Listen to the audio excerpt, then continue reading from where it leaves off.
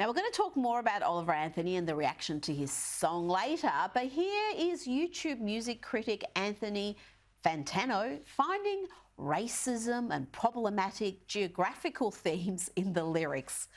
Just another lefty losing it.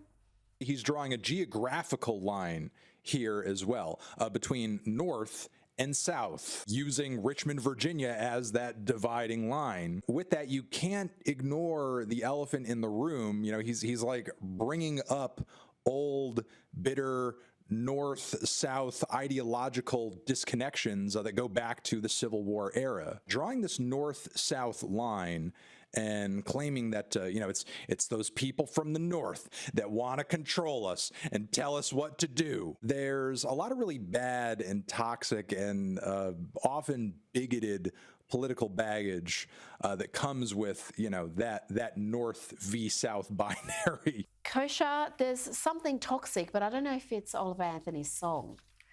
Indeed. I think that was, he's sort of all over the place and reaching intellectually to try and tie to history. He's also an economist, apparently, because he also gives us some economic commentary there, which is, It was all over the place. It was a little bit hard to follow, but here's the bottom line. I think for this song has tapped into something that there's obviously a deep dissatisfaction on many levels in the country, and you see that manifesting in different ways, whether it's the rise of a candidate like Trump that was very controversial, but he was a manifestation of that dissatisfaction in the country, or in the musical arena, these songs debuting at #1, I think it was 37% of all music downloads in the last week is this song. So he's tapping into something. And the reason why Richmond and the geography, as this YouTuber was getting at, is important is because it is one of those states that's very rural. There's a rural divide, and then there's the urban divide of basically the DC glitterati set living there. And that's kind of what he's talking about, the ruling class and the rural class.